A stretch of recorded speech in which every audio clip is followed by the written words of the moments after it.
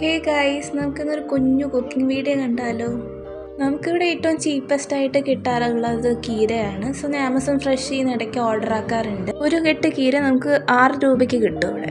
എൻ്റേതൊരു തട്ടിക്കൂട്ട് പരിപാടിയാണ്. അപ്പോൾ ആദ്യം നമുക്ക് കുറച്ച് എണ്ണ ഒഴിക്കാം, കടുക് പൊട്ടിക്കുക, കറിവേപ്പില, വറ്റൽമുളക് ഉണ്ടെങ്കിൽ അത് ഇടാം, കുറച്ച് വെളുത്തുള്ളി ചോപ്പ് ചെയ്ത്, ഒണിയൻ, അതുപോലെ തന്നെ നമുക്ക് ജീരകം കുറച്ചിട്ട് പൊട്ടിക്കണം കേട്ടോ. അത് കഴിഞ്ഞിട്ട് പച്ചമുളക് ഇടുക. ഇത് നല്ലോണം മൂത്ത് വരുമ്പോഴത്തേക്കും അരിഞ്ഞ് വെച്ചിരിക്കുന്ന കീര ഇടുക. കീര നമുക്ക് പെട്ടെന്ന് വെന്ത് കിട്ടും. സാധാരണ കിട്ടുന്ന കീര നല്ല ടേസ്റ്റ് ആയിരിക്കും, കാരണം അതിൻ്റെ വലിയ കയ്പ്പൊന്നും എനിക്ക് ഇതുവരെ ഫീൽ ചെയ്തിട്ടില്ല. പക്ഷേ ഇപ്രാവശ്യം വെച്ച കീര എന്താണെന്നറിയില്ല, ഇച്ചിരി കയ്പ്പുണ്ടായിരുന്നു. ആവശ്യത്തിനുള്ള ഉപ്പിട്ട് കൊടുക്കണേ, അത് ഞാൻ പറയാൻ വിട്ടുപോയതാണ്.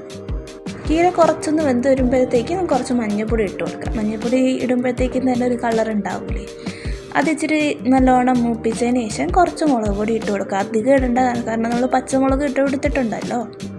വീട്ടിലായിരുന്നപ്പം എല്ലാ കറിയിലും തേങ്ങ യൂസ് ചെയ്യാറുണ്ട്. ഇവിടെ വന്നപ്പോഴത്തേക്ക് ഒരു കറിയിൽ തേങ്ങ കാണാറേ ഇല്ല. സോ അതിൻ്റെ ഒരു എഫക്റ്റ് കിട്ടട്ടെ എന്ന് വെച്ചിട്ട് ഞാൻ മുട്ട പൊട്ടിച്ചിട്ട് കൊടുക്കാറുണ്ട്. പക്ഷേ അതിൻ്റെ ഗുണമെന്ന് വെച്ചാൽ നല്ല ടേസ്റ്റുമാണ്, അതുപോലെ നല്ല പ്രോട്ടീനും ആണല്ലോ. നിങ്ങളൊരു കാര്യം നോട്ടീസ് ചെയ്തായിരുന്നു, ഞാൻ വളരെ കുറച്ച് ഓയിൽ യൂസ് ചെയ്തിട്ടുള്ളൂ. ഫ്രൈങ് പാനിൻ്റെ ഗുണം അതാണ്, കുറച്ച് ഓയിൽ യൂസ് ചെയ്താൽ മതി. മുട്ട അധികം ഉടഞ്ഞു പോരും, നല്ലോണം മൂപ്പിച്ചെടുക്കുക. അങ്ങനെ നമ്മുടെ കീര മുട്ട ഉപ്പേരി റെഡിയായി. Do like and subscribe.